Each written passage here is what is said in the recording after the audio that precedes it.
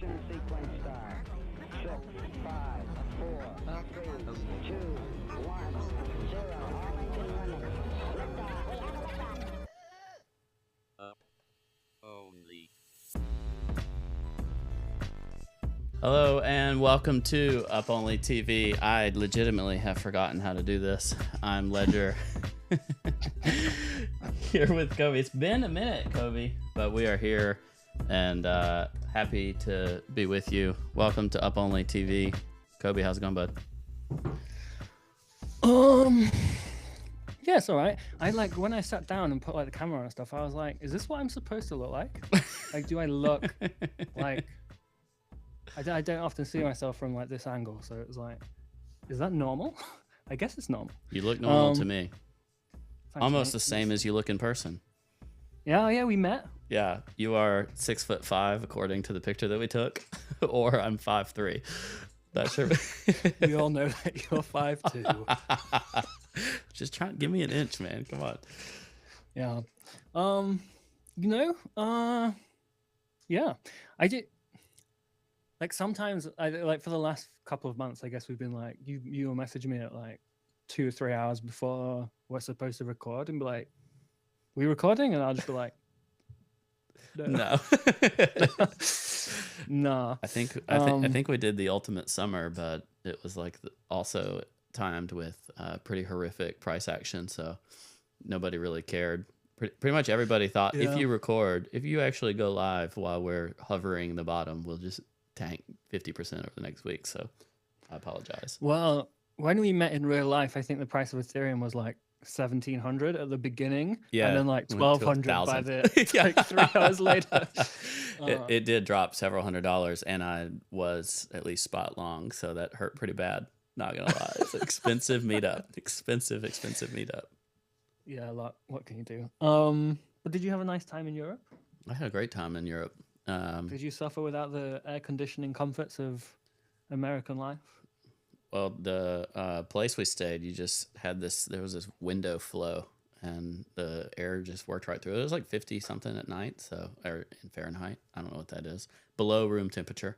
And so it was pretty nice. The bugs were worse than I thought, though. You know, like, don't think of bugs in Italy, but there they were. Like actual bugs, like a beetle. Yeah, like if you left if you had your light on, I learned the strategy. This is what y'all came for tonight. This AMA, and AMA is how do you sleep in Europe without air conditioning.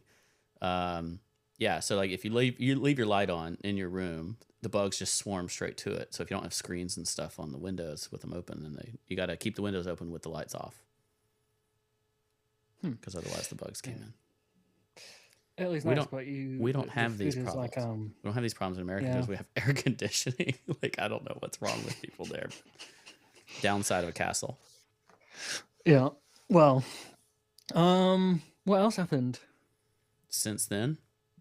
Yeah. Well, I was looking, how many episodes of this podcast did we do in like the year 2021, and then how many have we done in the year 2022?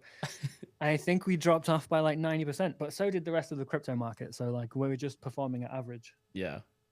We don't want people to be jealous of our outperformance, so we're just right on par.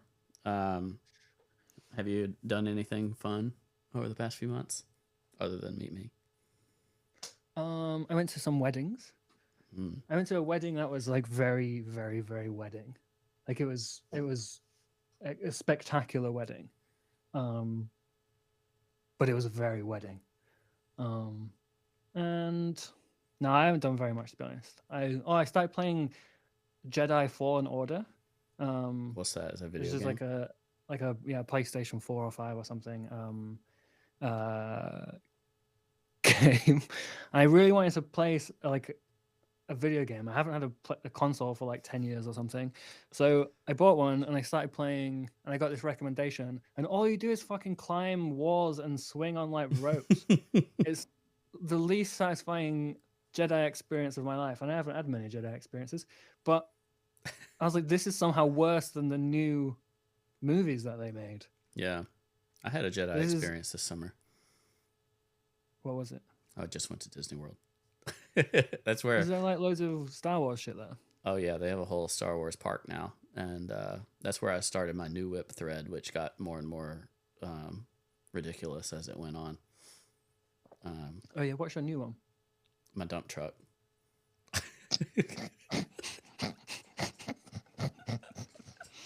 Some people buy Lambos.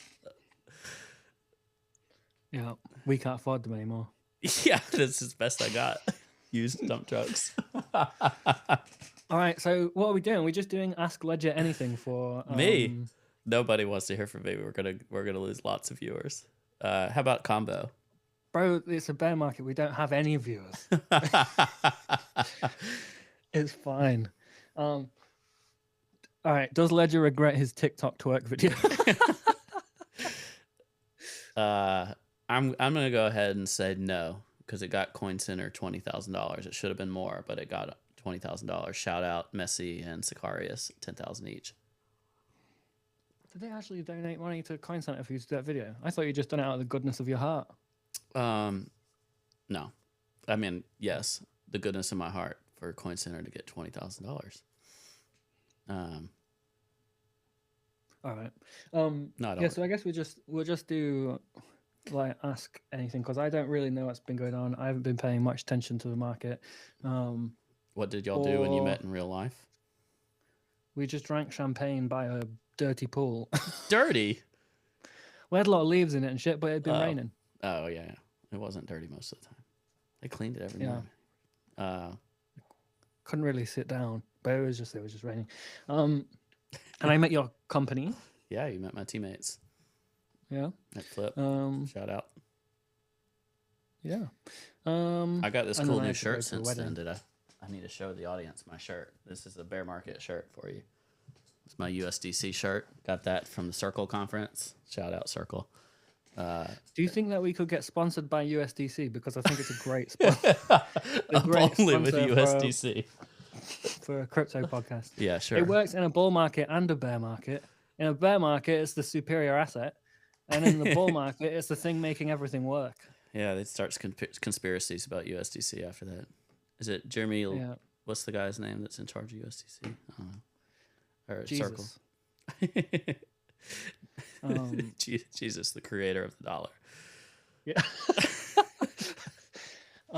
I don't know. I asked him if he'll come on the podcast like a couple of months ago, and he said yes. And then I just didn't get back to him. I've been doing that quite often. Didn't we do that? I messaged them. I'm like, we should do a podcast episode, and then they agree, and then I'm like, oh, actually can't be bothered. And then we don't do one. Then we get to today, and we're like, do we have a guest? No. Nah. We did that with the Winkle V too, I think. And we like bugged them, and they just finally said yes, and I guess they're going to take a break from their rock band. Are they still touring? Are they sold out at every venue? We should get the Winklevoss twins. I know but only if they play music on air live. Yeah, and we don't talk about crypto at all. Yeah. Maybe we could do a raid for them, because like surely Gemini is not doing well. Somebody said over under on Suzu being a guest again. I'll take the under. I don't understand betting lingo, so I don't know what that means. Like if I don't even know how you would frame it for this, but 40% chance. Would you take the over or under? I don't know how you measure I don't know that. what the lingo means. What is the over and what is the under? Like if you say there's a surely it's like simple. Like surely like over is like yes and under's no. There's a soccer match and the line says they think there's 3 points total going to be scored. It's going to be 2-1. Would you take the over or the under? If you take the under, it means there's going to be less than 3 points scored. I don't care about the soccer match. Yeah. All right, we can move on. Wait, who's playing? Chelsea. That's one soccer team I know the name of. And the town that Peter what's his face is from. Belford. What is the fair market probability of Suzu being a guest again? Well, it depends. If he said he wanted to come on and defend himself 100%, but I would be highly interested in that. Yeah. So the paths to Suzu being a guest again, either one, he just wants to come on and talk about what happened, which I think is very, very, very unlikely. And two, he has like a redemption arc where he either raises a new fund, builds an alternative layer one, blah, blah, blah, blah, blah. and is revealed to be Suzu. Or maybe Ooh, he just like has an anon. as an anon. Yeah, and just runs up the leaderboard or something, the old BitMEX leaderboard. I think that's much more likely. And then it's like revealed to be Suzu, and we're like, bro, you've got to come on now. Everyone knows it's you. Has he texted me? Yeah, he texted me once the other day. Well, I messaged him to ask him what he was doing. Like, how's things? Just running from the law. Yeah, I was like, how's things? He seems to be reasonably good. He was like, yeah, I'm good. Yeah. I was like, okay. But then there was a little weird thing where I was like, did the telegrams get hacked because like Kyle was also messaging some people or some stuff? And it didn't seem normal. Someone just said you suck at streaming. Okay, thank you. We are aware. Like, I'm not really a content creator. I just started this hobby in a pandemic for fun, and I do this for me, not for you. Yeah.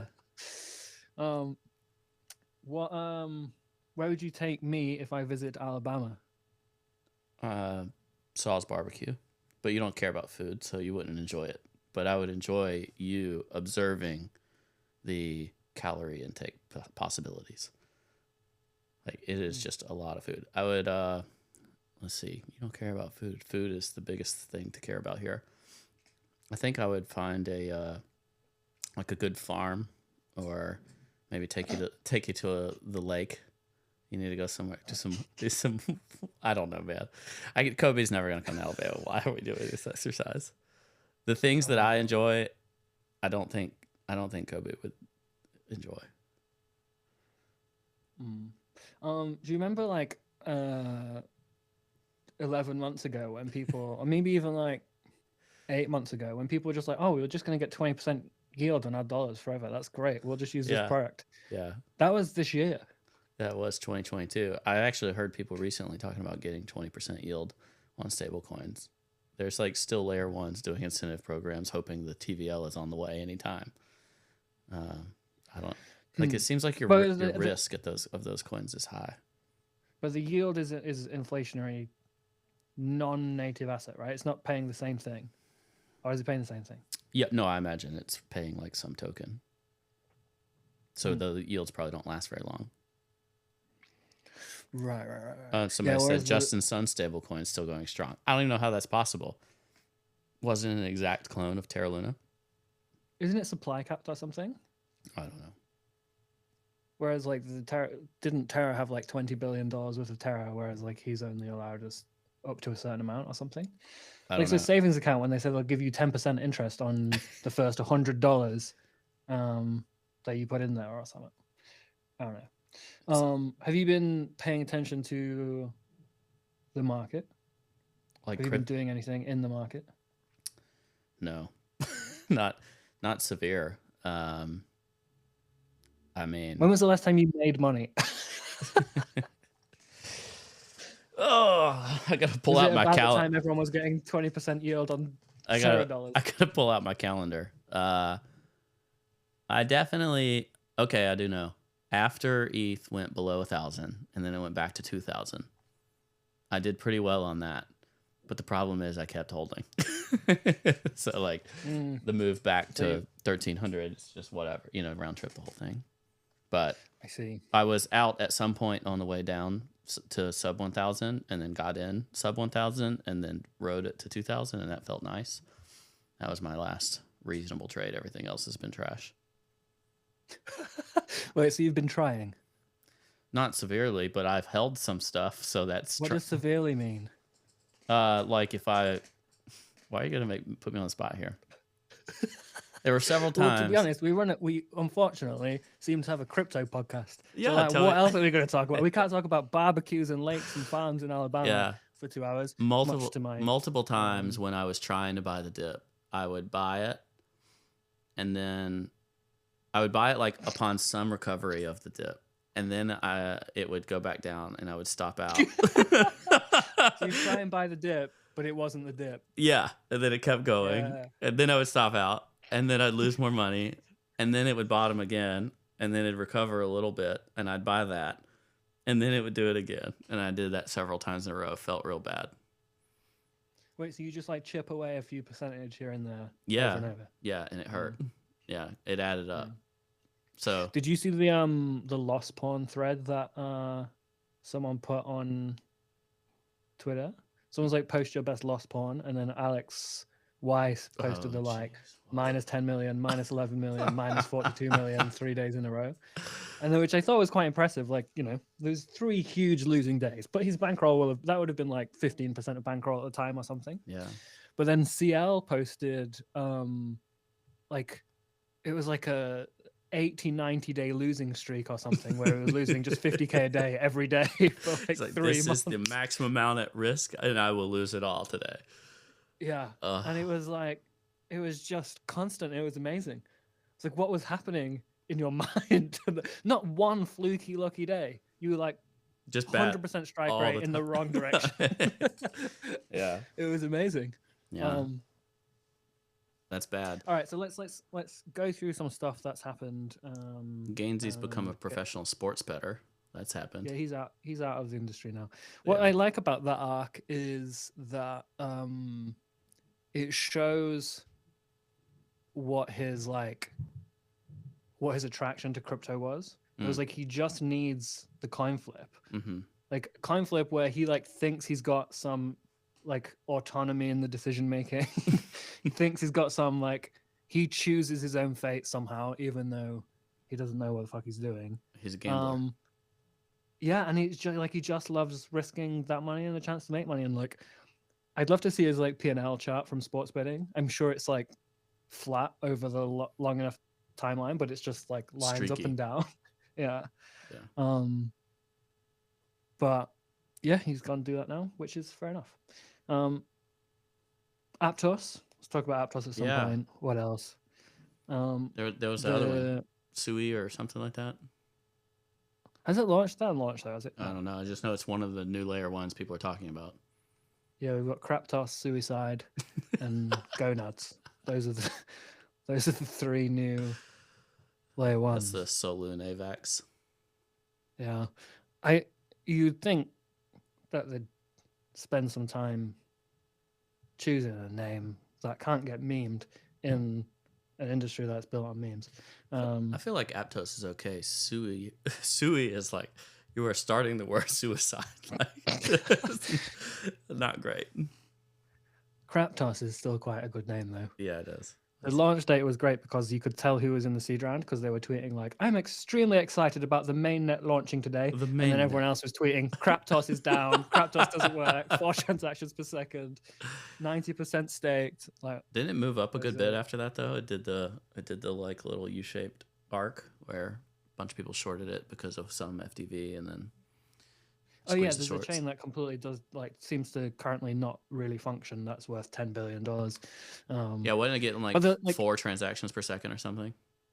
Yeah, that was the throughput quote on the Block Explorer or whatever it was. But I don't know. Those things are weird because like the valuation is sort of like in part because of the whole move, DM, Facebook, whatever.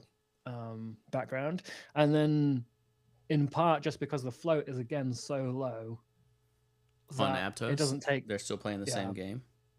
Yeah, it's quite low. But like you can't like. Well, I guess what was the valuation of Solana and Avalanche at the absolute top? 30 like billion 40 plus. billion? 30. Yeah. We have breaking news. What's the breaking news? Somebody quote tweeted Elon Musk saying you have to pay in Doge. And then 9 minutes ago, that quote tweet said, "Have you been working on a Doge solution for Twitter or working with devs for a Doge payment system on Twitter?" And Elon Musk did an emoji eyes of it 4 minutes ago. So I imagine Doge is moving severely now. It's doubled. Oh, I forgot about the curse of the podcast. Oh my god, let's see if we're at 0.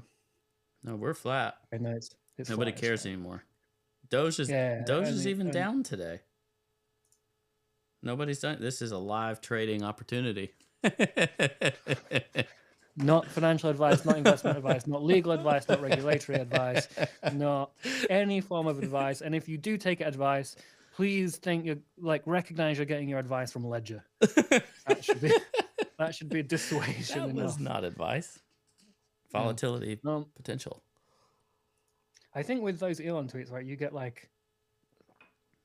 get sort of diminishing returns as people recognize the metagame of longing on the 1 minute chart for the next few minutes.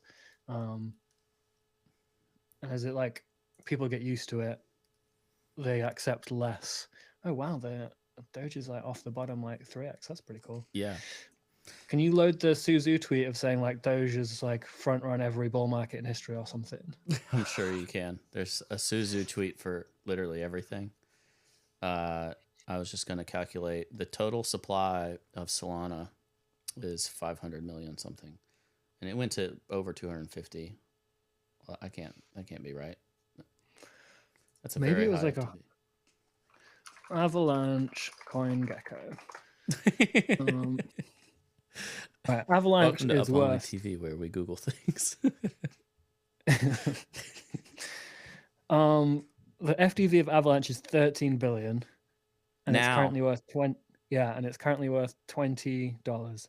So at the top, when it was 125, so it was 5 times that. It was almost on its way to being 100 billion. I guess 5-6 times what it's currently worth. So the upside for APTOS, if you ever got the same market conditions back, seems pretty big, but also the downside is it's worth 8 billion on day one, 10 billion or whatever on day one. Yeah. But Avalanche is still worth 13 billion, and that's literally Avalanche. So yeah. So maybe it's not so bad. Yeah, exactly. Maybe Aptos is undervalued.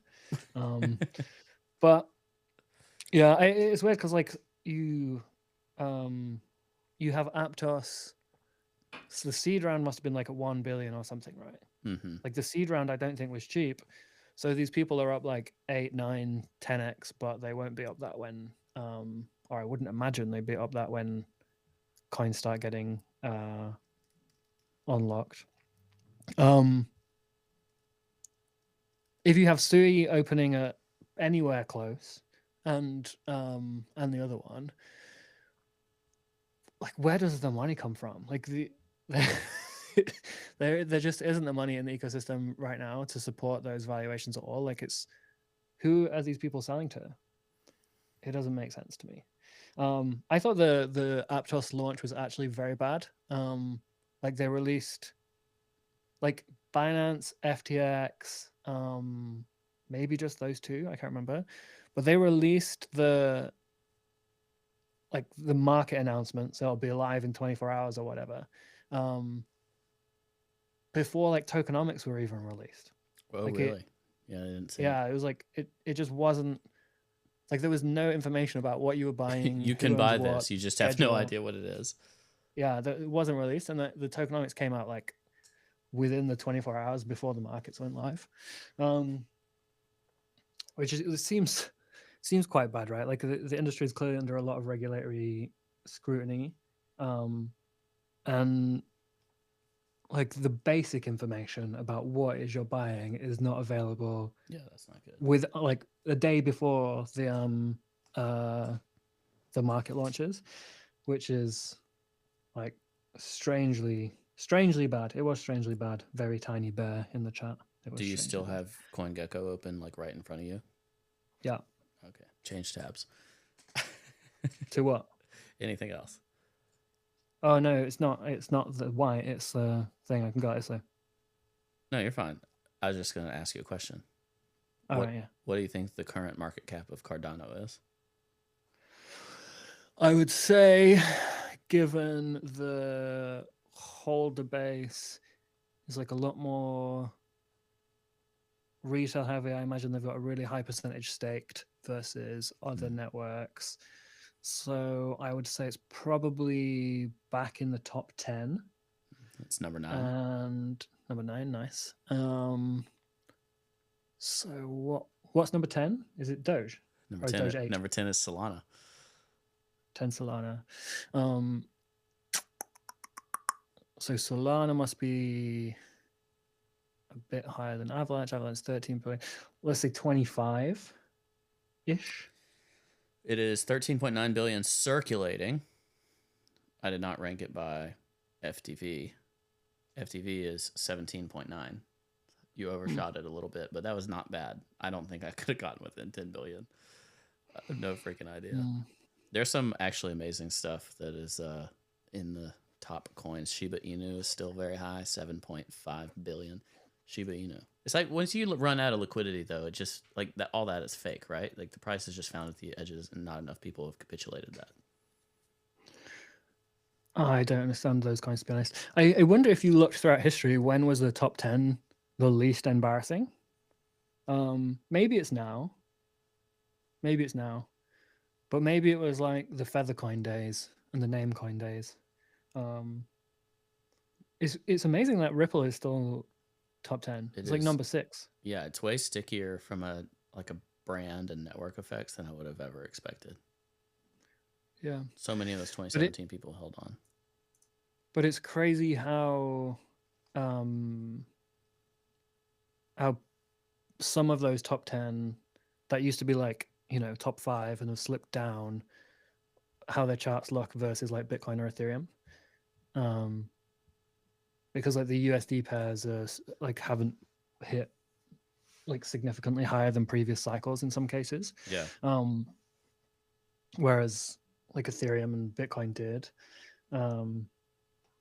So I even find it quite amazing how you could be in crypto for like since 2012, 2013 and have a very divergent experience based on like a couple of major decisions that you could make. Like if you cared about Bitcoin Cash over Bitcoin, for example, or you build a startup, but you build it on top of like EOS. Yeah, instead of Ethereum, or even like there's that app on top of Bitcoin Satoshi's vision called Twetch or something. Oh yeah. Which for all like purposes seems like a decently built product. And if they built it on top of like Ethereum or Solana, it would be worth multiple billions. But they built it on BSV.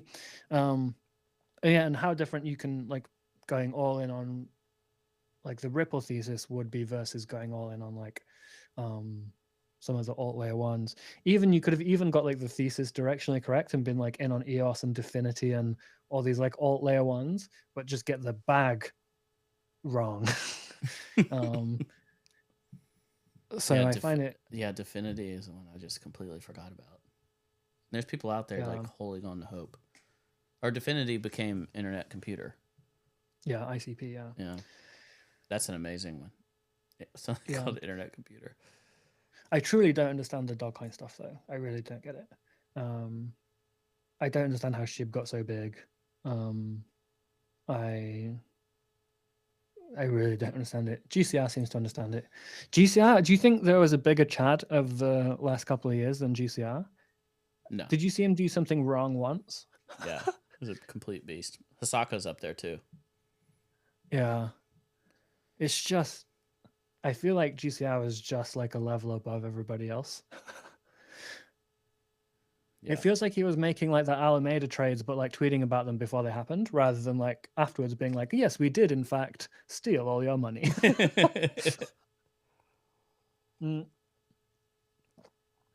Yeah, he was over and over and over like positions in advance, closing them at like almost perfect times. Yeah. Somebody in the chat. I can't think of anyone that did as well. This person didn't do as well, but somebody brought up in the chat someone that I used to know really well. He used to go by like Beast Lorian. Anyway, he sold in 2017 really well, but like retired himself, disappeared for a while, came back probably 2019. I don't know. And was like, I'm all in ADA. It just was like an ADA show. And he was not the type of person, it wasn't like, a highly gullible person, and then I guess went all in ADA, and at some point while ADA was at some massively escalated value, sold it, and was just like made one trade in the whole market, and it was Cardano. Fair play. Sometimes people's theses are not so much around, like they're just around different stuff, and you're like, all right, people are gonna like ADA. Cool, Yeah. people are gonna like ADA. Yeah, I bought like the very beginning of the 2020. I bought basically the bottom of Ripple, been like, okay, if we're gonna have a bull market, Ripple's gonna do really well. And it was before the SEC Ripple suit, which I think tempered a bit of the pace that it might have got up to. But the thesis was literally like, if we're going up, then last time people really liked Ripple, even though I didn't personally understand it. And like, I think it was difficult to lose on Cardano, to be honest, because if you go A to ETH charts, for example, you're basically flat on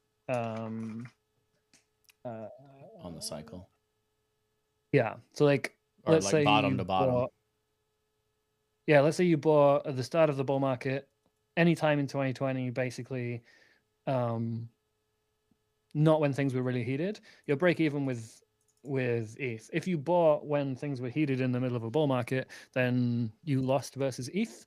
But like you did if you bought Solana or Avalanche or basically anything else. Yeah.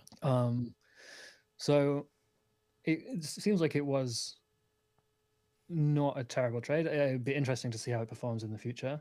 I It wonder seems if like- anything did as well. Maybe Phantom, in terms of just basically any time during the bull market that you bought it, you just performed well for the rest of the bull market. You know, like there weren't like it wasn't part of some super severe rotation or anything like that.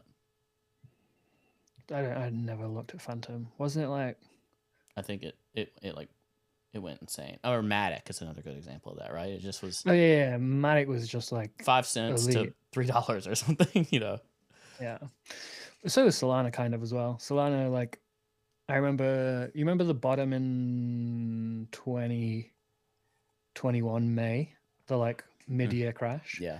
We were Solana crashed from like 40, 50, 60 or something, maybe. No, it was maybe even 25 or something. I can't remember. I'm gonna have to look at the chat. I don't even have trading view on this computer, so sorry for the stream.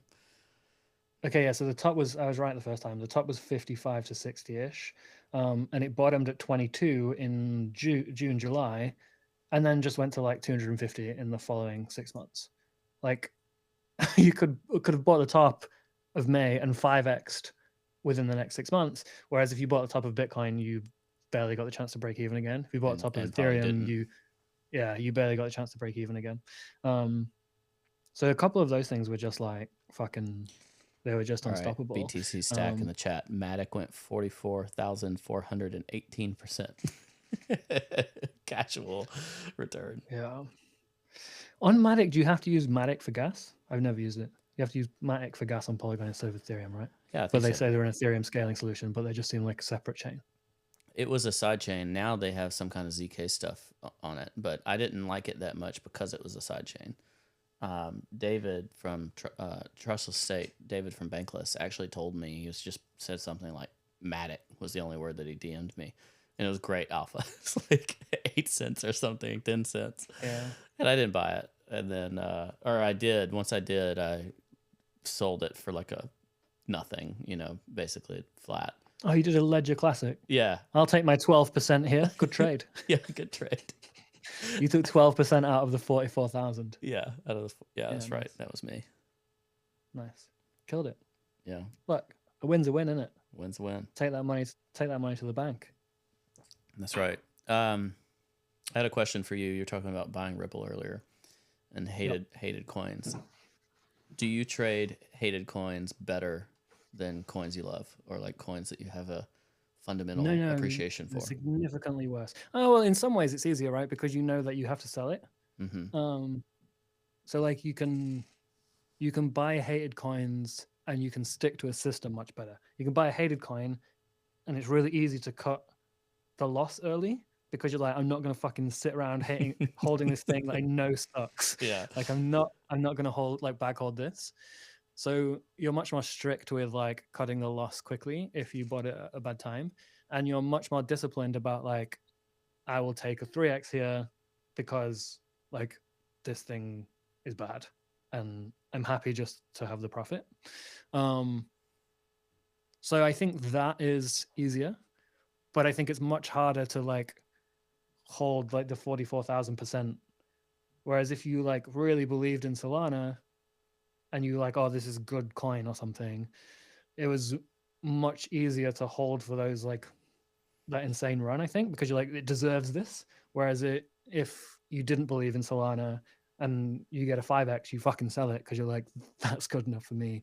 So in some ways it's easy to be more disciplined, but it's hard to get those like really big, like massive trade over lifetime type wins, I think. I feel like the absolute rarest thing is where you truly do believe in something, and then you hold out for that cycle momentum to blow the lid off of it, and then you recognize that that's some sort of blow off top, and you actually take profit even though you love it.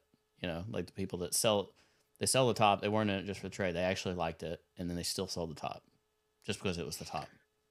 That's what I used to do with Bitcoin, and then I seem to have lost that ability. You lost entirely. your touch on it.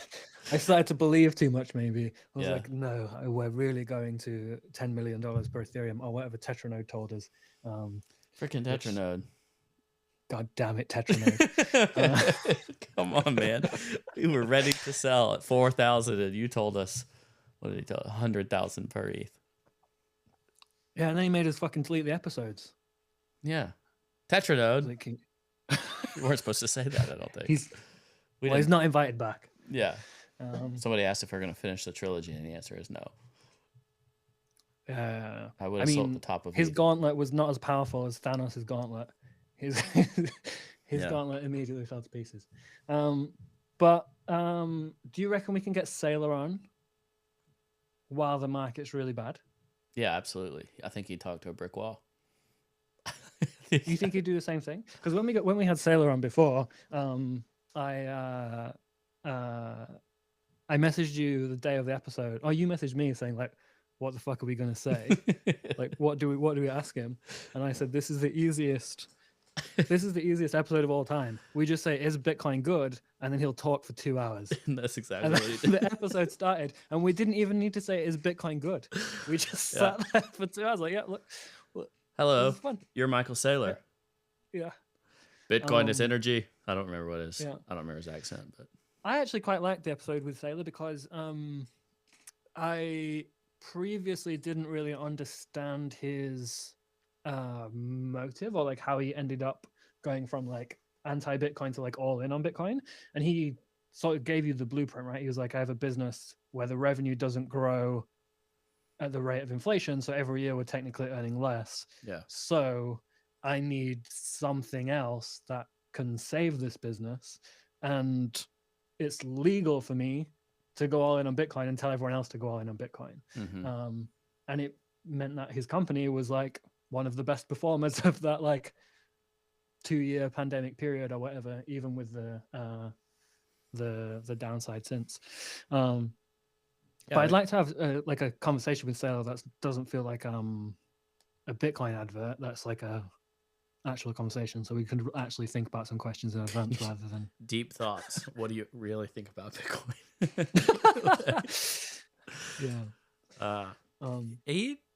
I think if you could get like the little voice inside his head of doubt, that would be a great conversation, but you'll never uncover it because, I mean, he's got to be all in. He has no other alternative. If he starts selling, then he can personally just liquidate everything, like he's... Well, yeah, what I would like to hear is like, what are your doubts and what makes you feel okay about those doubts, right? Like not like, why can you care? Why is Bitcoin going to fail? But like, what do you think are the biggest existential threats to your thesis, not to Bitcoin survival or whatever, but like, why could you be wrong? How are you like monitoring those things? And why are you not worried about them now?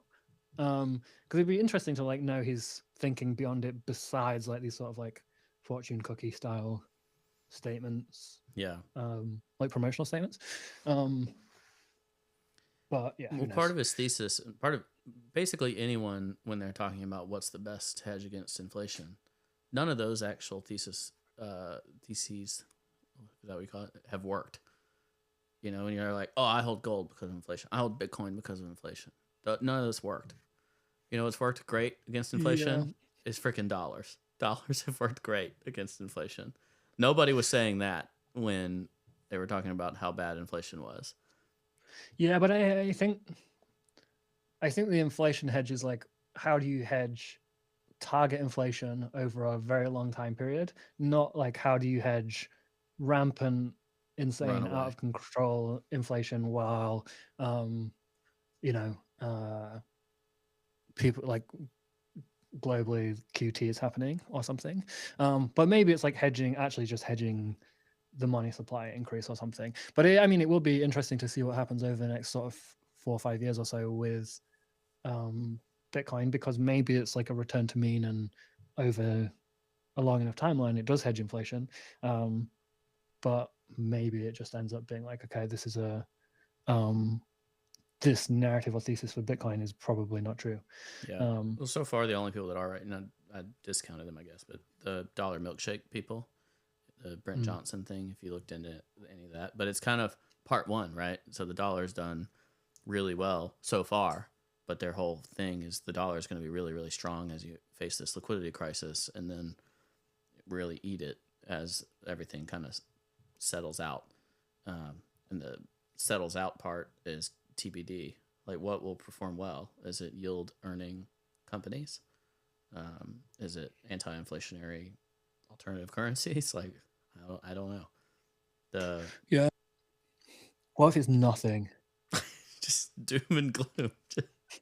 Max Payne Just is bullets. Just everything goes firearms. to zero. Yeah. Yeah. And This is the situation that Bill Gates has been waiting for by buying up all the farmland. yeah. The only thing that doesn't is like food production or something. People come begging you for it. Yeah. So, Cobie, have you had any further luck with Caroline? Getting Caroline as a guest on this podcast is, I am assuming, what you're asking. Sorry. And prepared for no, that. he continually rejects me, despite my continued advances. But then I asked her not to liquidate me, and she said okay. So I thought let's leave power. it at that. That's good enough for me. Oh my god, there's a Caroline emoji in the chat. Yeah, there is. She did say something publicly. Did we create that? I don't think. Well, maybe Luke did. That can't be a Twitch standard, Luke, can it? Luke, how bored have you been the last 10 months? This was. Can people spam the Caroline in the chat, please? That is. She did say in a tweet or some podcast she did, like, she has no desire to be like Trabucco. Like, she does not want to be public facing whatsoever. She would be perfectly happy being completely invisible, running her algos or whatever she does. Yeah, she basically said that to me as well. She was like, I don't want to do PR. I don't want to be like a public face of anything. Which makes me wonder who the evil one was. Maybe it was Caroline. Maybe Caroline all along. Sam Trabs was just holding her back. Yeah. It's like, no, I've got to go on a podcast to talk about that, so don't do that. He's on a boat now, like in the pictures of the water. That's all I see out of his feed now. And it's like maybe there's a collective for former crypto CEOs. There's a whole pile of them that have exited the market. How many of them do you think are forced versus optional? Well, a lot of them were just people that lent a lot of money to 3AC, wasn't it? So they just had to. Yeah, there's a lot of people like, why is this guy quit? And it was like, well, because he lost $2 billion. Why do you think he quit? He got fired by the board. So I think a lot of it was that. So one of them was like, Alex Mashinsky has stepped down as the Celsius CEO, and you're like, no shit. Yeah. Was he going to continue? But I think it's a mix of like, they either failed horrifically and they've been fired, or they've been like forced to step down, or they made extremely large amounts of money and they're like, cool, that's enough for me. Yeah. And then there's probably third, tertiary, smaller segment of like, I do not like the regulatory pressure. The tides are turning. This is actually not that fun. Or like those kind of things. And then a fourth, even smaller segment of like, I'm going to do a new startup. So I'm quitting to do that. And it's a decent time to fundraise, like for a good idea. Like there's money still in the market for like reputable people with a history to do something big, because like A16Z and Paradigm have got these $1 billion funds that they've got to deploy in the next few years. Sui and APTOS raising at $1 billion valuations, but the general VC froth is washed out sort of everywhere else.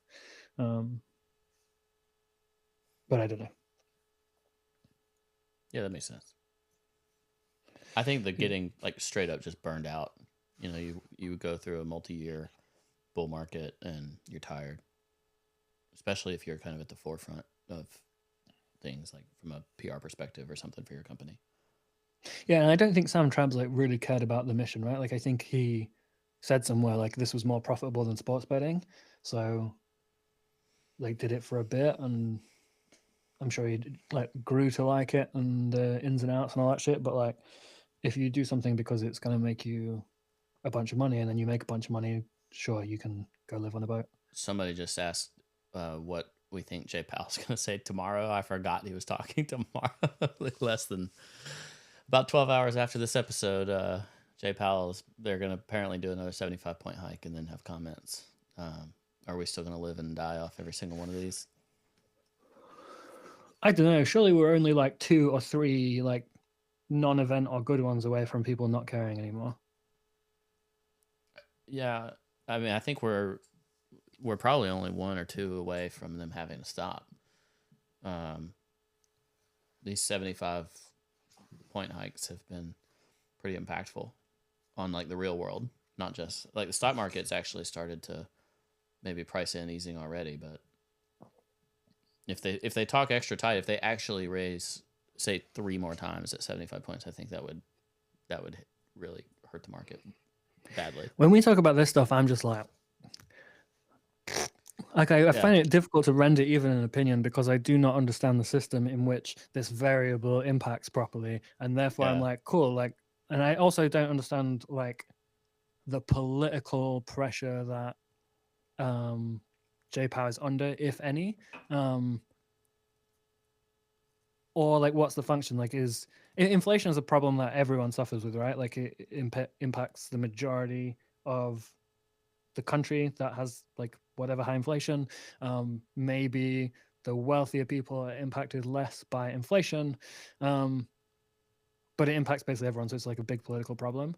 Asset prices dumping affects the asset owners. I don't know what percentage of America owns a house or whatever. In other parts of the West, it's between like 30, 50, 70%, depending on where you are.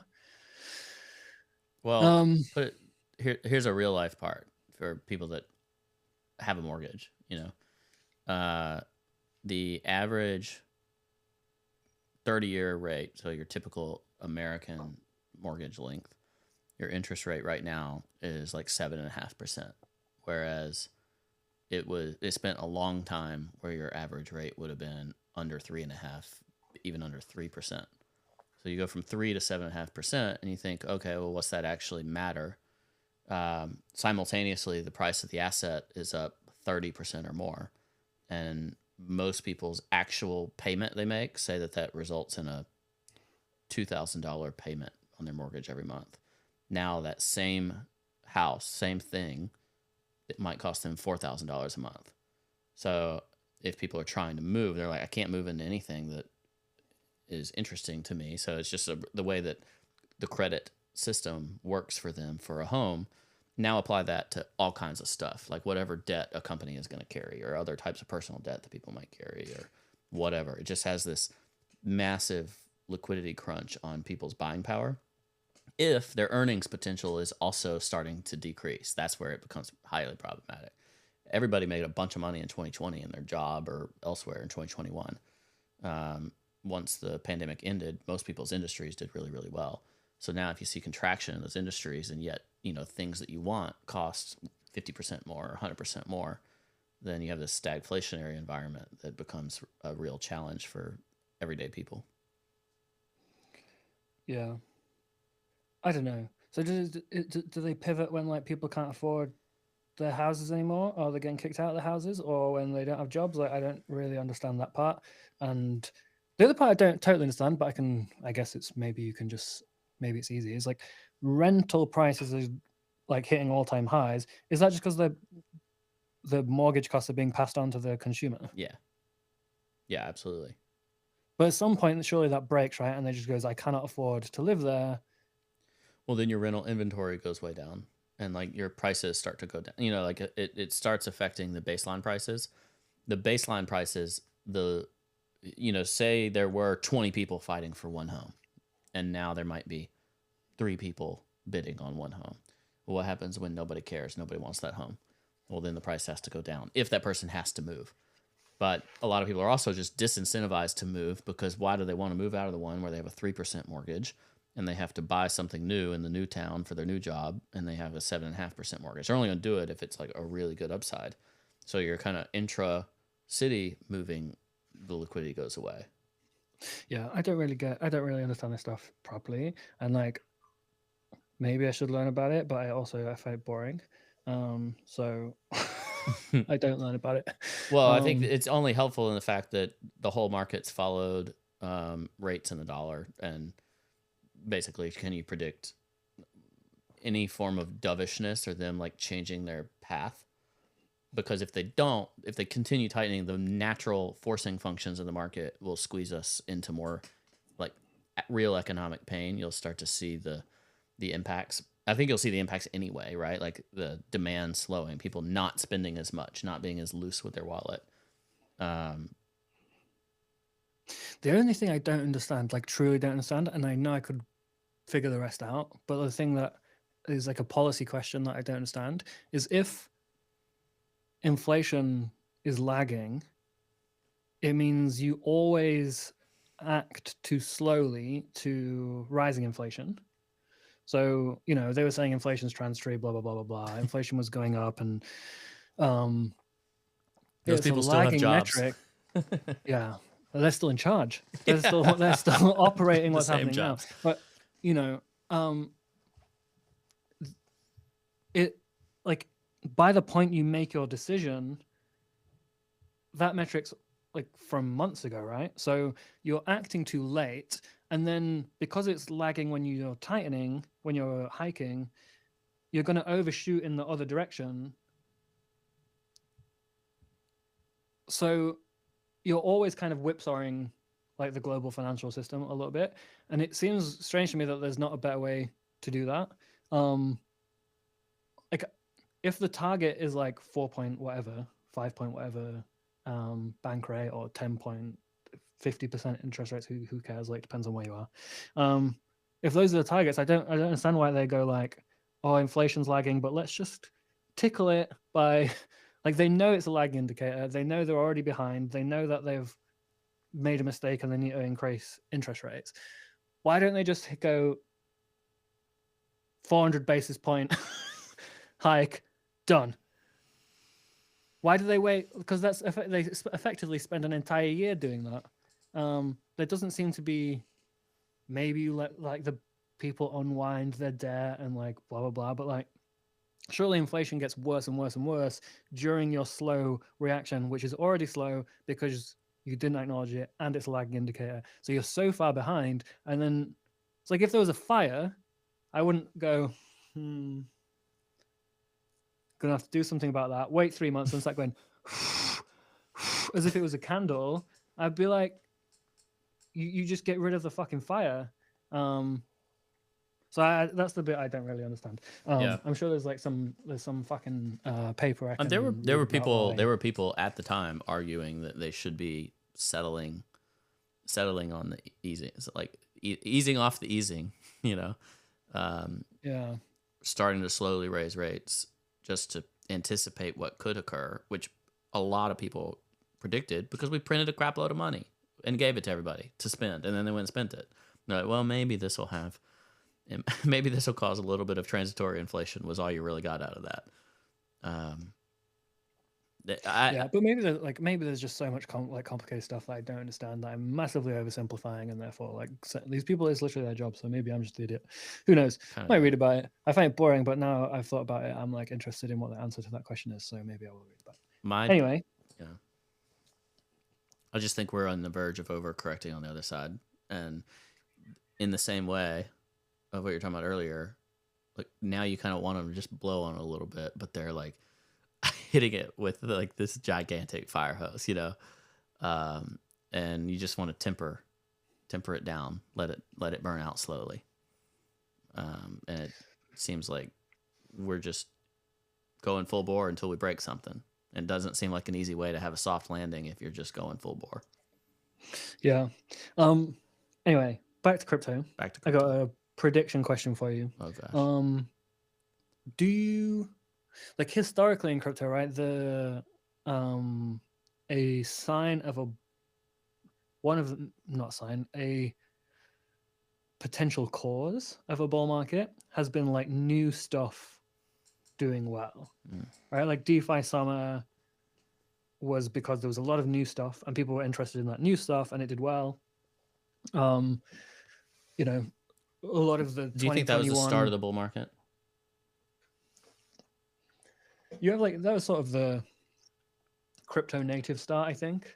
Like you could go all in on crypto, think about it all the time, and everything was doing pretty well. And then you had like the tourist money start, which was probably like December 2020, January 2021. That basically lasted for an entire year. Which is when the new all-time highs broke, and you know Susie did that like tweet about how did we not sell it? You make more money by buying a new all-time high than anything else or whatever. But like January 2021 was when a lot of my like friends from like non-crypto stuff were like, "Can you explain this stuff to me?" And Bitcoin was like 30K, Ethereum was like 900, and Solana was like $1. It's just like 2016, or like beginning of 2017, almost exactly. Yeah. But so like this new stuff doing well seems like a necessary criteria for a lot of this like sort of froth, like ecosystem froth where you can rotate around it. Two questions. One, do you think those new things exist today or are yet to be created? And two, do you think it is likely to be like your APTOS SUI monad type of like new layer ones that enable new fucking use cases for the blockchain? I don't fucking know, dude. Or do you think it's going to be like something that no one's thought of yet? Because like a lot of the really fast, these like fast parallelized chains, maybe they can enable like actual gaming level transactions or actual payments level transactions. So new stuff can be created that is novel. Or do you think it's like someone just goes, "Oh, what about 20% yield on your dollars again?" That part will definitely still exist, but it might be just like the same people that did it last time. I don't know, man. I hope it's not those art gobblers based on the reveal that came out. But like, you got to imagine that was one of the first big resonated with everyday people crypto things. NFT, like the sports people, you know, celebrities, they were in. Freaking Reese Witherspoon, Steph Curry, whoever, like they were in on the NFT market. And so is there something within that realm that really unlocks, that causes that new stuff, you know, like Paradigm invents like whole new well, Paradigm made art gobblers. I know. That's what I'm saying. I hope it's not art gobblers because they're hideous. Why do people keep making terrible art? I don't understand. Well, it's also art, it's Paradigm and the dude that made Rick and Morty. Rick and Morty guy. And isn't that art like, I've never seen Rick and Morty, but isn't it like Rick and Morty style art? Or no? I don't know. I just saw the one that's number 69 and it's like, I keep seeing people draw penises on JPEGs and I'm sick of it. You know, people's crypto dick butt, and this art gobbler is number 69. It's like these things, these cartoon monstrosities. Why do we have to do this? Like, can't we just have normal art, like where like something creative but not absurd? Counter trade ledger season. Chat's going in on art gobblers right now. But I do wonder, like, Paradigm's published research on this, other people have as well. Are there going to be products around NFT infrastructure? Like the perpetual swap was a huge thing for liquid coins. You know, the derivatives market that came out of it, the way that people shape the market, something like that, but for NFTs. Will there be NFT infrastructure? Will NFTs become popular for concert tickets, or who knows what? I have no idea. And all the infrastructure around that, and be a whole category of coins. Will gaming coins finally work? Something like that, I think, would make it much easier for that whole mainstream interest to kick off again, because DeFi did well, but regular people did not understand DeFi. Your neighbor or your friend or whatever was not really asking you too much about DeFi, even though it's important. There's just not as many market participants. So maybe there's some interesting inventions that the financial ecosystem uses, but not like everyday market participants. Yeah, I care much more about the financial stuff than the cultural stuff. Like, I just don't really care about like the altcoins with pictures. But like, just because like I find like building unstoppable sensor resistant systems very interesting. I don't find, putting a picture of like a cabbage mixed with a cat on the blockchain like that interesting. But like I know that some people really like that, but I personally feel like it appealed to the gambling, investing, lottery style instincts of human beings, and put pictures on it to make it feel like they were doing something more creative. But I don't want to get into a war with NFT Twitter again, because then some people will like dunk on me and say that they're going to come on the podcast, but then pull out when it gets close to it. So unresolved. Yeah, unresolved. But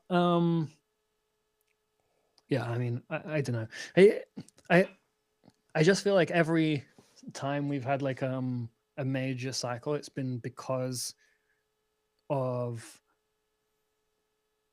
a like sort of leap in functionality.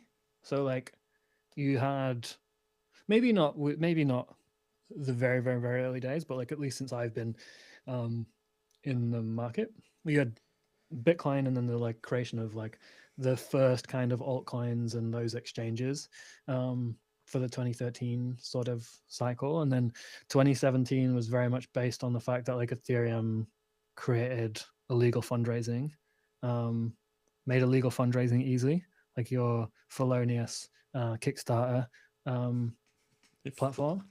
And then DeFi Summer was like, okay, you can use this for other things that are not illegal fundraising. Like you can do stuff on Ethereum other than do ICOs, which created that sort of run. And then like 2021 had a lot of the culture, NFT focus, had a lot of the like beginning of GameFi, with Axie Infinity Ponzi scheme, and those kind of things. So I think looking for like what is the leap in user experience, or what is the thing that is enabled by like the work done over the next few years that creates like new novel opportunities for products. Like maybe it's ZK rollups, maybe it's like some privacy thing, maybe it is like someone does scaling to the point where stuff that was previously just not possible is possible. But I don't know. I wonder what I think what there would be. ZK makes a lot of sense and has a lot of value add potential for Ethereum itself. Just kind of stickiness for Ethereum. Yeah.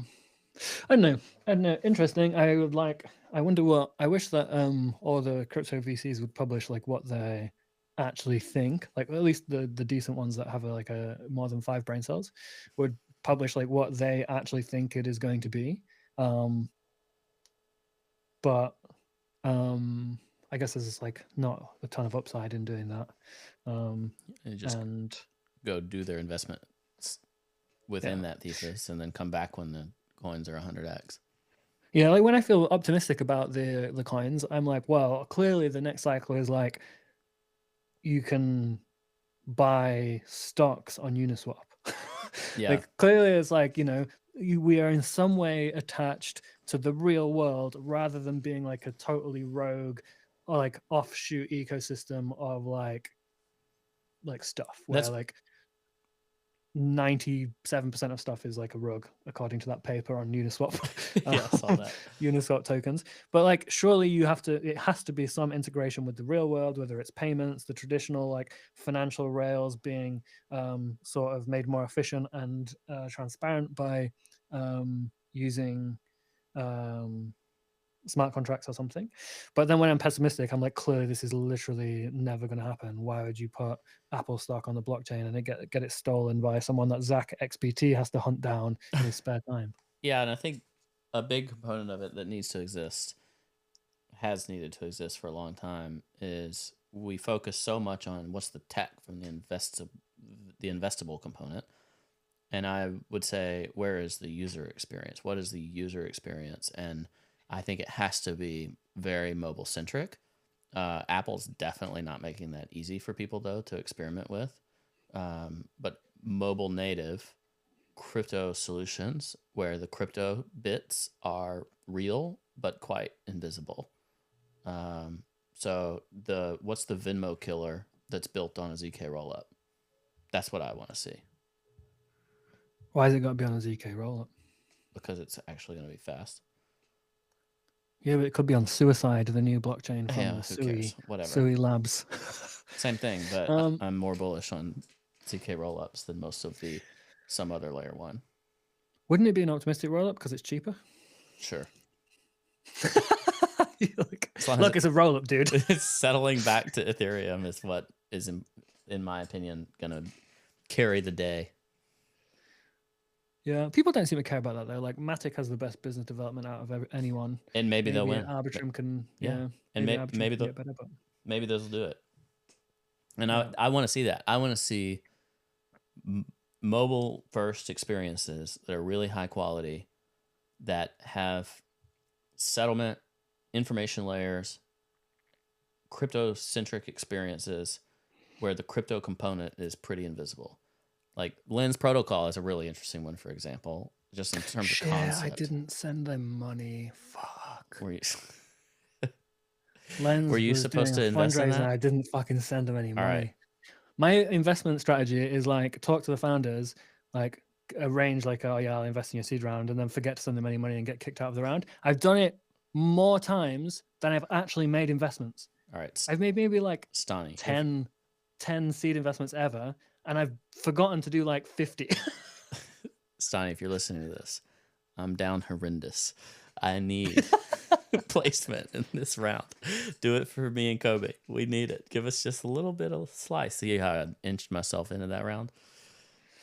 I would like, so for that example, like Lens Protocol, if that creates this like flourishing social ecosystem where people can explore and do actual social stuff that has a crypto component. Previously, we had like Steam and library credits. Don't forget BitClout. And BitClout, our favorite. Yeah, I think something like that would be. I'd just like to see it, something in real life where crypto is a component of it, but not the thing that's the front and center speculation about it. It's just like, hey, there's a great app, happens to have a blockchain in the background. Maybe I should like raise a fund and then like just hire someone to run the fund. And my job is to like talk to the founders. Like, yeah, bro, I'll totally do this deal. And I'm like, yo, can you sort this out? Because like I don't know how to do anything else. I'll just hire like a guy to like run a fund and I'll just talk to people. I find the talking to people part really easy. I just don't like doing any of the other parts of it, so I never bother with any of it. Well, you'd be like, I mean, that's what all the VCs are, right? They all have background people. Yeah, but they make money off it, and I forget. I make friends. That's what I'm saying. No, you don't have any of our token, but I do like you. Lol. Never mind. Never mind. Look, it's all about the friends you make along the way. At the end of the day, who cares if you own the tokens or not? If you own tokens, then you gotta sell them. And then are you rejecting the friendship? How does it work? So easier to just not have any of the tokens and just have the friends. Mm. And then maybe they'll buy the boats. Yeah. Do you You think can just go on their boat. you think Zuckerberg's still selling like $25 million worth of Facebook every day? Can the chat do some basic research on that? Because that's what he was doing at the top. I thought he was doing that for like 2 years, wasn't he? Yeah, that's what I'm saying. And at the top. I'm just wondering if he still is. I saw he was down like 100 million or something. 100 billion, sorry. So, Like in his net worth. I mean, dude, Yeah. Facebook's down horrendous. But it just made me think of that. You're simultaneously, people do this all the time. When you raise money, you're diluting, right? So you're selling stock to raise money.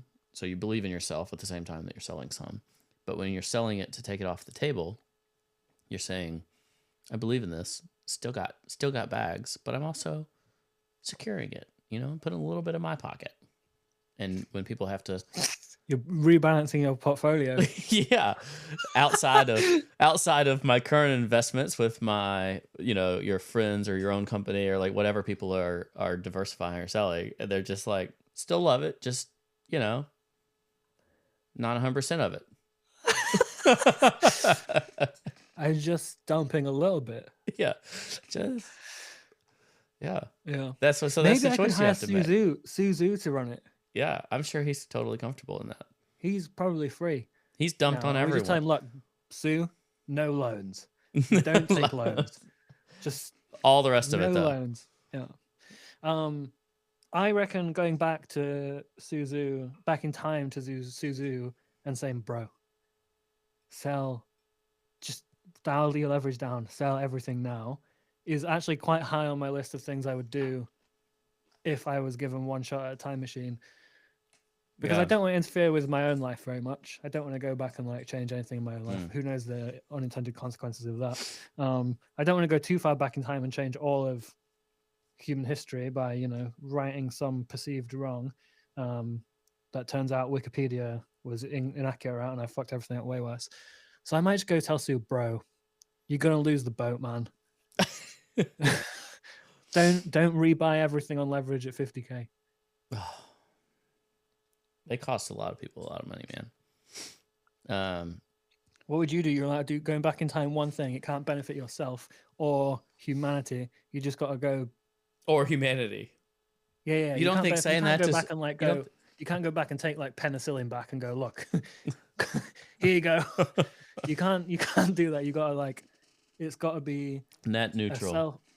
Yeah. It can't impact the world too much. You got to do one thing for one person, but it can't impact you or anything greater.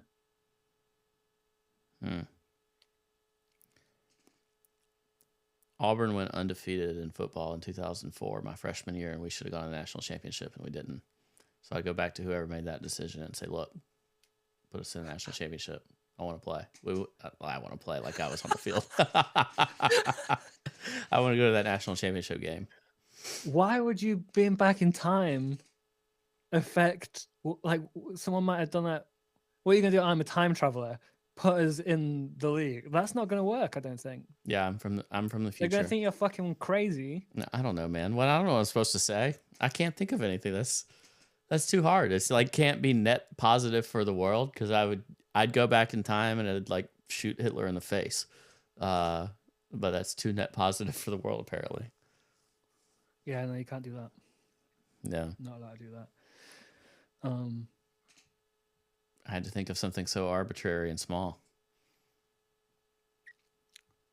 Yeah. Could I tell myself something? No, that would benefit yourself. Oh. Well, I don't even know what I would have said for that, but I do remember. What would you tell yourself? Well, like you get to tell yourself thinking one of thing. the first of many financial choices that I should have made that I didn't was when I was sitting there thinking about buying the Google IPO when I was a kid. It was like probably $1,000, but it would have gotten me hungry for the win sooner, you know? And I'd be like, buy Google at $88 and just hold it.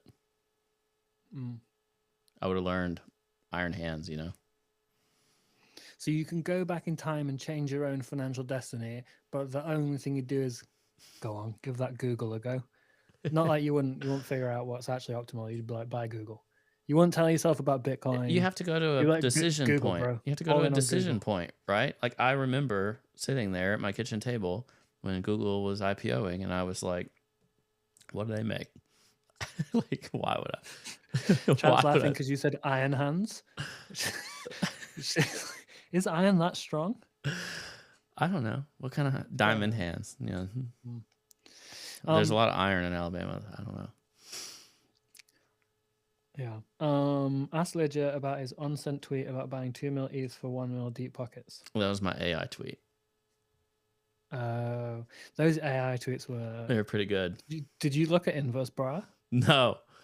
They were so fucking good. They were like perfect. And then I started to feel bad for the machine. Yeah. He has to think about these things. He has to write in the same style as one man that lost his mind long ago. Does that kind of stuff worry you about, like, how powerful AI stuff can be? I mean, what can you do? Just be part of the simulation, I guess. Like, OpenAI is amazing. Yeah. I think it's pretty impressive. I don't know. I mean, what can you do? Who do you think Edward Snowden is on CT? He's somebody. He meowed. So Yeah. that means he's quite deep. Yeah. I don't know. If I didn't know the origination of Inverse Bra, he'd be a good candidate because the guy's got to be bored out of his mind. Right? Like, who else is just going to take screenshots all the time and know everything? Documenting everything. Yeah. Everything. Who would you say? I don't think it's going to be someone like that big because I think that would be a mistake. So I think it's going to be someone with like 20K followers. And yeah, I don't know. Who knows? It's definitely not CL because I know what CL looks like in real life. What if it is Poor Dart, the person that asked the question? Oh, wow, yeah. That's a good disguise. Mm-hmm. Yeah, I like that. Snowden equals Ari Paul. Don't think that's true. You know that guy who did like the very profitable trading strategy, which was just like manipulating the market in order to drain the Mango treasury? Yeah, the Avi guy. Yeah, has anyone's like does his face move? Like he's got an avatar, but, like CL's got a cat, and He's his a face deep is fake. not a cat. Yeah, like is that really a person? Ooh, he's a Fed deep fake. Well, it's like a good disguise would be a real name and a profile picture that's consistent. So you look doxed, but you're not doxed. Mm-hmm. Like decoy dox, right? Yeah, maybe that's Snowden. Oh. Well, but Snowden's like too. Apparently, he's got a TikTok account. Who has a TikTok? Avi, the profitable trading strategy guy. Oh. Yeah. He used to be a drop shipper. Is he like sense. Richard Hart 2.0? Was he a drop shipper? Yeah, something like that. Makes sense as well. Who knows? Who knows? All right. Any other stuff from market-related things? I feel like there's a ton of stuff that happens. Chat needs to remind us. The Snowden probably was not paying attention at all, but the Snowden as a Zcash signer, I thought was a really interesting one. And I know it's public, but like that's just pretty amazing. Yeah. What about in terms of price stuff? Like, do you think there's a chance we bottomed? I don't know, man. Like, if we were in normal times and not in the, like, collapse of In the times. global, the global financial system, like, isn't it like the worst year for bonds since the 1700s or like Yeah. ever? Yeah, it's really bad. So like, if we were in normal times, I would have gone all in long ago, and I would now start to be thinking like, why the fuck has it not gone up yet? But I think I said this on a previous episode, right? Like, I was like, I just don't know. I don't have edge yet. I like barely understand how crypto works. Never mind like actual money. So I like in normal times I'd be like, God, we've gone way lower than we should have gone. Like, it's going to Ethereum's going to like 3600. But like, because I just don't understand like how extracting billions or trillions or whatever in liquidity from the markets actually impacts stuff, and all my looking at chart experience is from a time where the stock market went up in a straight line for 10 years. Like, it's gone up in a straight line basically my entire life. So who knows, dude? Well, I think there's a chance we've bottomed for like, I do think there's a chance we've bottomed for a couple of years, but we just stay in a really low range, going like sideways for a long time, like going from like 1,000 to like 1,700 or something for like years, and everyone just wants to claw their own eyes out. I could imagine something like that happening. But also, like, if we went to like if we broke up to like 2,600, that would look like it made sense on the chart. If we broke down, it would look like it would make sense on the chart. So I absolutely have no fucking clue, dude. I have no idea. I'm gonna wait and see. Oh, did you see the MakerDAO guy thing? Somebody mentioned that. Oh, Nikolai. Yeah. Yeah. I mean, that was freaky. Yeah, I mean, the freaky thing is how many extremely wealthy, like crypto billionaire, OG, like early people died to drowning, because there was Micah or whatever it was called. Yeah. A year ago. Bitcoiner about a year ago. We were on this show. We talked about it. And now Nikolai too. But yeah, I mean, I don't know. Nikolai was very impressive. Like had a lot of foresight for how certain things in crypto would play out. But then obviously was like suffering with his mental health. A lot as well. But yeah, I always find that stuff freaky, man. Yeah. There was way too many tweets about being suicided. Yeah. And like drowning's not a way you would opt to commit suicide, I would not imagine. So it's just something weird's gone on. Yeah, it kind of freaks me out because if you think about the threats to fiat currency, crypto is a real one, right? And if fiat currency and defending fiat currency is that important, then to what degree will people or countries, powers, go to defend it? And are they really trying to subvert an industry so that the kind of collapses on itself because of its failure to coordinate? Yeah, I don't know, dude. I don't know. Somebody said the term is Epsteined. Yeah. Someone said something about like psychology switching to capital preservation, and like maybe I have, but what I think took me way too long to learn was that if I just waited for the times I thought I knew what was going to happen, and then went highly conviction on that, I would have probably performed better over the last decade than sort of always being in the market here, there, and everywhere, trying to like, oh, I think we're probably going to do this, but my conviction's like 65%. When my conviction is 100%, I should actually size up. And when my conviction is 65%, I should do nothing instead of being like, oh, I'll bet the same. Like, oh, I lost. Fuck. Yeah.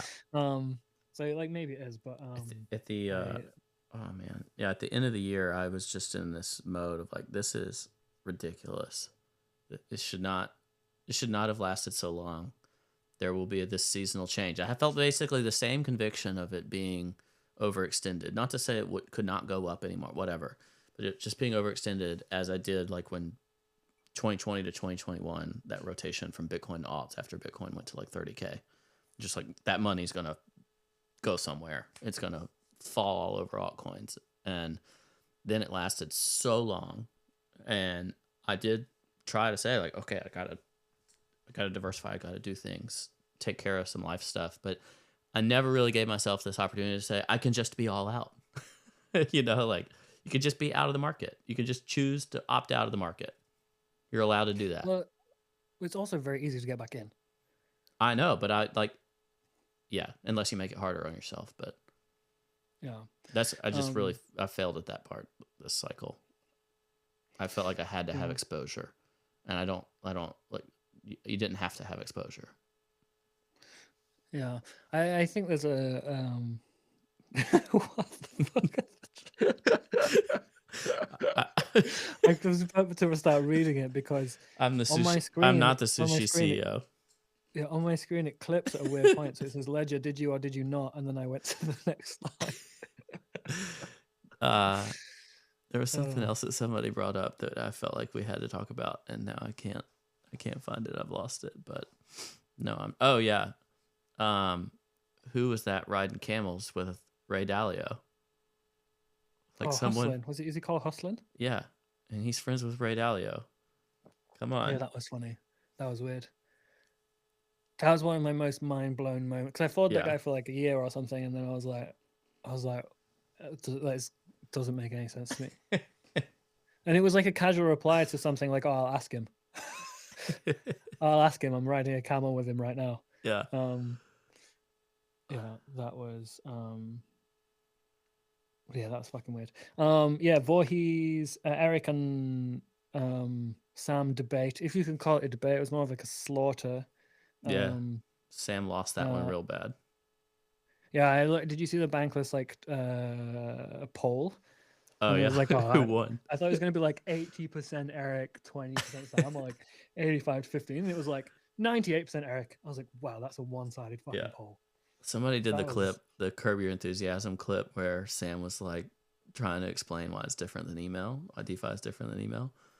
And it was just like, it's obviously different from email. Yeah, but he just was like, you know. Yeah, it was bad. Like, it's obviously different to email. Like, sending a financial transaction is not speech, but the arguments for speech are also similar arguments for financial transactions, particularly financial transactions that don't have an intermediary or a middleman custodian or whatever. But yeah, that debate was like a PR massacre for Sam, and it came out like it's one of those it's a weird debate where like you win by just saying the stuff that all the audience believes, right? Like you say, well, there should be no regulations, everything should be allowed, the coin should go up, freedom.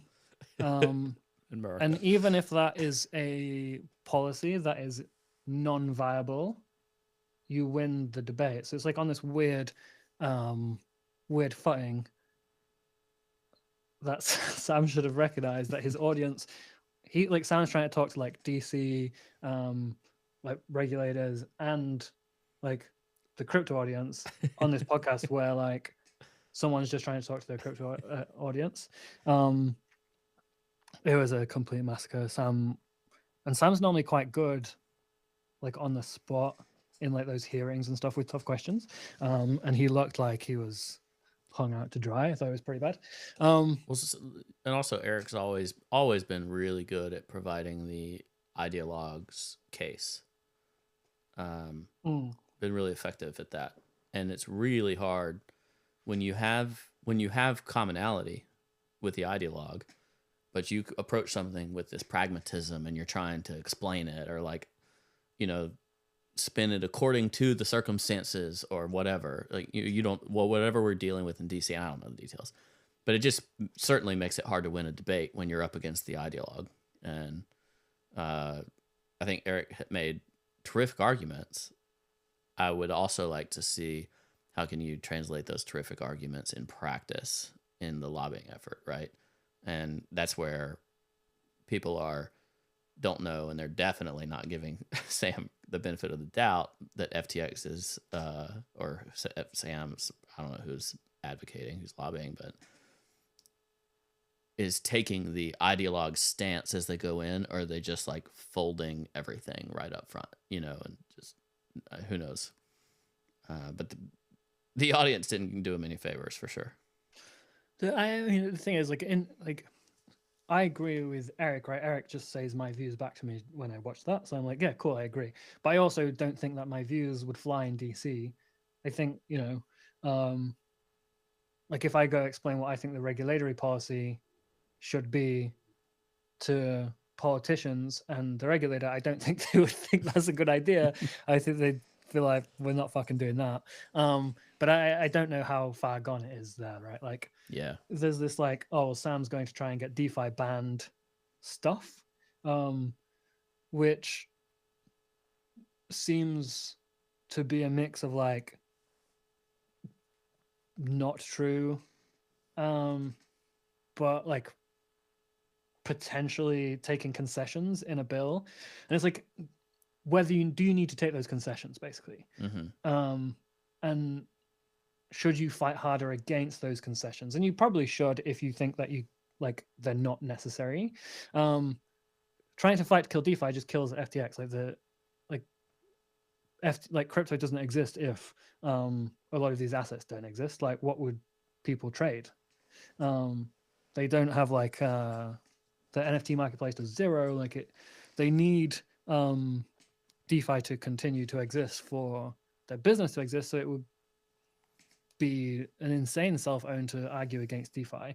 And the bill is the bill language is not even final yet, right? So the truth is I don't really care about a lot of this stuff. Like I find it super boring, and I find throughout the last 10 years there's been all these reg motions. This is going to happen, this is going to happen, and either nothing does, or we end in a bad place for a while or a good place for a while, and things change. So it pains me to have to even read about this stuff, if I'm honest. Well, I think there's nothing I can do about it. There's nothing I can do about it, and I don't think that but I do think that the lobbying is kind of gross. It's against my own political ideology. I don't think it should be money in a lot of money in politics. Big money should not be in politics at all. So I think this second biggest donor to the Democrats is a terrible look, and and at the same time, did you know that Ryan from FTX is the third biggest donor to the Republicans? What the fuck? So Ryan just play both sides, and it's I don't know for a fact, but from my perspective, it seems like Ryan's probably the second most important person at FTX. He's kind of the So SBF's just donating to the Democrats, and he's just donating to the Republicans. No, his spouse is a politician, a Republican politician. Ryan? Yeah, Ryan's spouse. So I don't know. So if he just donates to his wife. I don't know, but she's running for something. But yeah, I don't know. I think it all looks slimy, and the backdoor deal stuff looks really bad. I am interested in how that bill ends up. I spoke to a couple of lawyers about it, and they basically told me the language is moving all the time. It's getting better for DeFi. It's got better for developers and validators, but it could be bad depending on how the final language ends up. And then what happens to it when it gets out of this lobbying phase and onto the floor, and what gets attached in the last minute and all? There's so much incompetence that can occur along the way. You have relatively smart people on the lobbying side of it, or trying to shape the initial language. You just need more of these Jake Stravinsky's of the world, or the Coin Center folks, and you have to play that game, honestly. to Someone just said you don't care about it, but you speak to lawyers about it. Yeah, exactly. I don't care about it, but I had to because like everyone was like hounding us. Like, is FTX gonna be our sponsor still if they're trying to kill DeFi? And it's like, if they're trying to kill DeFi, then no, obviously it's not. I mean, we're in a contract and we're gonna have to get out of the contract somehow if that were the case. Which may be difficult, and I don't know how we would do that at the moment. But if it was actually trying to kill DeFi, then no. So I spoke to lawyers to try and figure out if they're trying to kill DeFi. And there is like a lot of sentiment, like people on the Coinbase sort of side, their sentiment is that like FTX and SBF are like willing to sell out the entire industry for their gain. Ryan's spouse, her name is Michelle One. Yeah, for their gain, and like maybe that's true. I don't know. I think there are much better things to criticize FTX over than like participating in the unfortunate reality of the world and politics and trying to argue for regulations. Like criticizing them for being a self-interested actor doesn't make much sense to me, because you can't just force, like most actors in the space are self-interested to some degree, and you can't just ask people not to be. It's like not a good strategy to say, oh, you should do that less. They'll just say we don't care. But I think there are much better things to criticize FTX over, like Maps and Oxy token, which were created by the same developers, which make no sense and went in a straight line downwards after being like supported by FTX. Like creating markets where the only real benefactors are like the big funds who can hedge their own like spot locked positions on these perps that just are designed to go straight down. Like that is just like bait for people to long a chart that looks like it's bottomed. And maybe closeness to Alameda, although every exchange basically, like Alameda's biggest mistake was talking about what they did, whereas every exchange has an Alameda. Yeah, every exchange has their own like internal trading desk, basically, even if it's just like market makers or whatever. So I think those are like much better reasons to criticize FTX than what seems to be some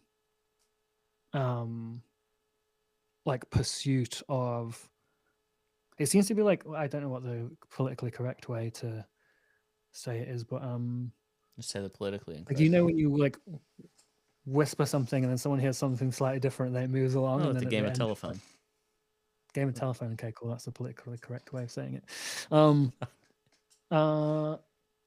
Like that, where it's like ends up with like, oh, Sam's trying to kill DeFi. And like maybe it is. I'll keep talking to people about it and try and find out. Who knows? And if so, then sure, we won't have FTX as a sponsor anymore. We might not be able to do the podcast anymore. We have to create a new podcast. But finally do the down only thing that everybody thinks they're original for recommending. Yeah. But yeah, I mean, I don't know. So there was one blast from the past when you're talking about exchanges and lobbying and cooperating, all that stuff. Somebody brought up Bitrex's $30 million fine that they just paid. I'm like, do they have $30 million? It's been a long time. It's about 2 years of revenue for them, 2 years of profit. Yeah. I mean, that's what they got for like as quickly as possible, essentially doing the right thing. You know, as soon as they get some kind of understanding of what they're supposed to be doing, then go do that, implement better KYC, all this stuff, and go play by the rules. And it made them number one immediately irrelevant, and then 5 years later get a fine for 2 years worth of their profits. Yeah, I mean, if they didn't do it, then they would have got a bigger fine. They would have got in jail, I guess, but I don't know. Yeah, well, it's the same thing that BitMEX did wrong, right? Except BitMEX are a bit more like flagrant. God, what's the word? Is flagrant a word? Flagrant. In like trying to. Fragrant is a. That's the smell, yeah. Yeah. What do you reckon BitMEX smells? I don't want to know. What's the smell Yeah. of a liquidation? Does Bybit and OKCoin still have do they have KYC now? I think you can take like 10 Bitcoin a day out of OKCoin, OKX without KYC, which is quite a lot. I think Bybit. I have not tried to do those things in many years. I believe Yeah. there's some places where you can still transfer quite a lot of money. I think those will always exist. Someone just said Bittrex is charging fees if you don't log in. Is that true? I don't know what that means. It's a good revenue stream for them. Mm-hmm. Someone said my liquidation have tasted like tears. That's sad. I'm sorry for you. Bybit is 2 Bitcoin per day. Yeah. Who knows? Who knows? That's a game of whack-a-mole forever. Yeah, like as soon as they close it, another shop opens with the same rule and then closes it after 3 years, and then Welcome to my bit. Yeah. Well, apparently Bybit already has like a Korean alternative yeah. exchange or Yeah, something I don't now. remember what that is. Yeah, that was some kind of regulatory. BitGet or something. Yeah. Yeah, I don't know. What, I don't know, man. What do you hope to see in the short remainder of the year? 2 months as of today. Is there anything that you would like to see in terms of just resolution? Oh yeah, I want to see the finale of Andor, What's that? the new Star Wars show. It's the best Star Wars thing that's been made in years. Much better. Can than you movies. watch it isolated? Like you can just watch just that? I don't have to watch the whole Mandalorian or anything. Yeah, you just watch it isolated. I want to see the show that the Peripheral or whatever, the William Gibson book that's been made into an Amazon thing. Also, how come no one told me that The Boys was like good? Really? The Amazon thing?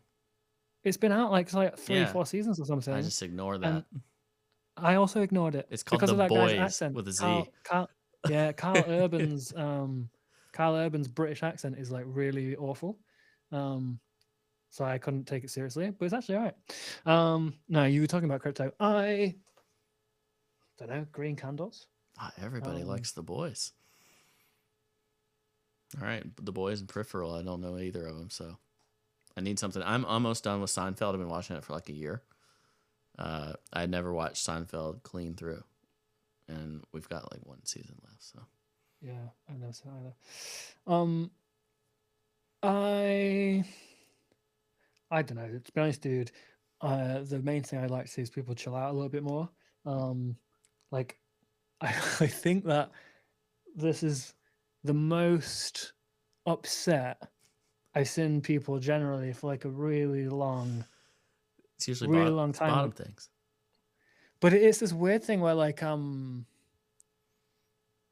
people seem like if they're not upset about something, then they're not happy. They're like, they need to find the next thing to be upset about. But like crypto Twitter specific, such that like I think a lot of like the same patterns of like wokeism like paralleled in crypto Twitter, right? Where it's like instead of like just calling everyone like racist or whatever. I watched a video the other day about like some woman doing a talk at university and like everyone started calling her Nazi and racist and like stormed out or something. And then I watched the talk and it was like it was just not related to any of these. I saw this. Yeah. But like that sort of reaction to stuff is sort of happening in our circle, our little community a little bit, I think, where like now everyone's like a scammer or they're evil or they're working against crypto or they're like, everyone makes everything like really deep and it has to like mean something like manipulative or big or like whatever. And sometimes it's just not that deep, dude. Like sometimes like you can just chill out and everything's kind of fine. And yeah, when all the SBF drama was popping off and Taylor Swift just brought out a new album. And there's a song on the new album drama called Anti-Hero. which is the most popular song. So that is the one I listen to see what the new Taylor Swift album is like. listen to one song. It's actually about Sam. Well, in the song it says something about a sexy baby quite early on, which I was confused by. It says sometimes I feel like everyone is a sexy baby, and I was like, okay. But then there's a line in the song that says, "Did you hear my covert narcissism? I disguise as altruism like some kind of congressman." And I was like, she's intentionally released this song during the middle of this SBF drama. So I tweeted those lyrics because it was funny. It was funny, like, you know, SBF's taking all the shit. Taylor Swift's even having a fucking go at him. So I tweeted it, and then somebody got upset. Like this person went nuts. Like they quote tweeted me. They were saying like, this now he even accepts his own narcissism and brags about it. And then they like quote tweeted me like 6 more times. And then they started like they were replying to every single tweet like in the same like sort of format, like a mini poem, like a little sonnet format, trying to like mimic the rhyming pattern for days and days and days. And I was like, yo, it's a Taylor Swift lyric, dude. It's like, it's not a big fucking deal. Was this in silico? Because that's how my interactions with in silico have been over the years. I don't have many interactions with him. I think he's reasonably funny. He really hates me. He hates me. But, he hates me. That's fine. It's fine. It's fine to be hated by people. It's not a big deal. Yeah. But this dude, and I was like,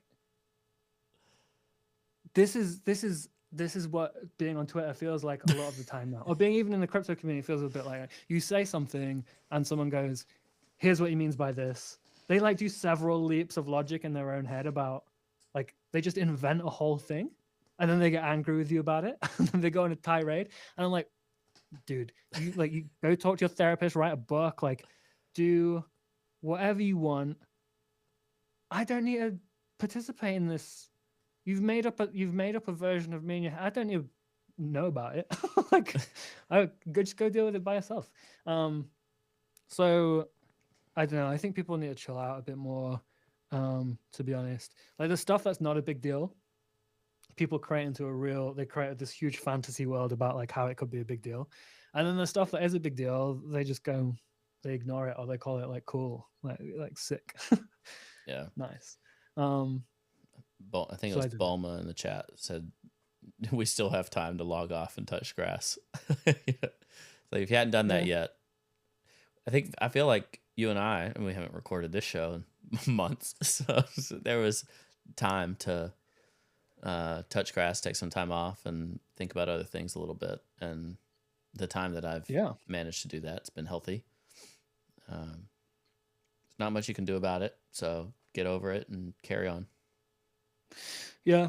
For me, like I always try when the market's bad and everything's a little bit more boring, I always try and not sort of engage too much, because in a bull market, you need a lot of energy or stamina. Stamina is a good word, isn't it?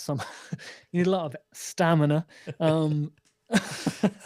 that what the ketamine is for? I don't think that will help with stamina, mate. Not how it works. You outed yourself as not a ketamine user. No, I'm not. Right. You should give it a go. But like it takes a lot to like, it's like, you know, bull market, you can argue lasted for basically 2 years ish, and you needed to be online basically every day.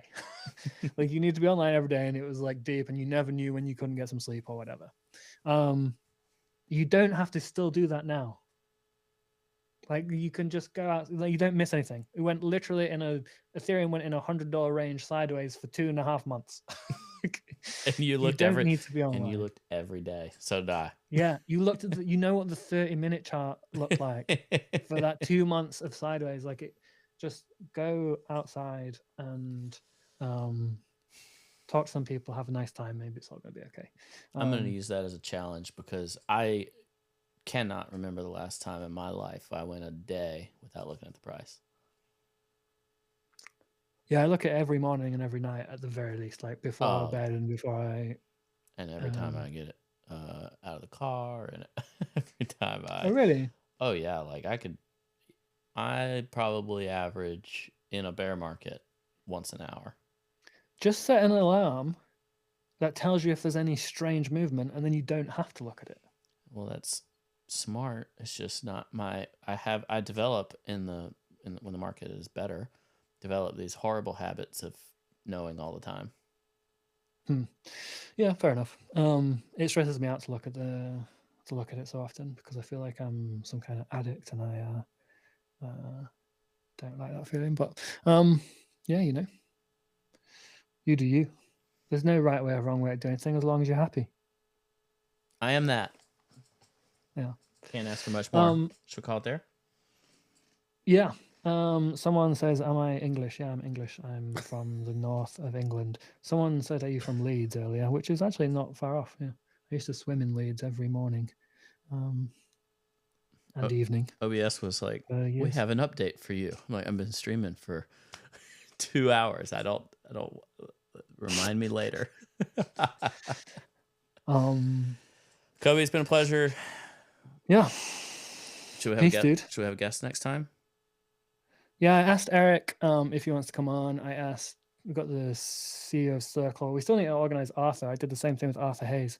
I was like, Arthur, you want to come on? Spoke to one of his people, and then was like, cool, see ya. We just wanted to know we could. Maybe we should ask SBF to come on, and we can ask him the questions that people want to ask him. Since we've never had SBF on in a solo show, we only had him and CZ at the same time. We should try and get CZ on as well. Oh, one thing I don't understand is the CZ SBF beef. I don't know. I don't get it. I don't even care, but I do enjoy it.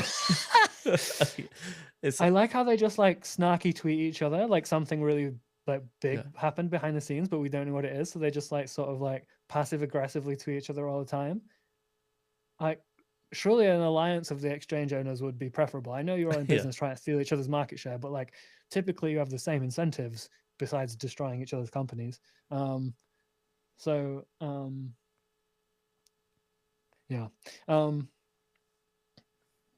We have stuff we can do. If we need the audience to tell us, do they want these shows? Do they enjoy it? Oh, who's to come on? Yeah, like the way this works is they do the work. Yeah. Like you recommend the guest, and then when the guest comes on, you tell us what to say because we don't know who the guest is or anything about them. That's the way this podcast is supposed to work. I just don't feel like the audience is doing their part. I feel like I have to do too much of the work, which I don't like. Work harder, audience. But also, thanks for being here. Yeah. Was I supposed to say something else? See you in 6 months. See you next year. Bye-bye. Happy Christmas, Happy New Year, Happy Halloween, Happy birthday. Ciao. Bye.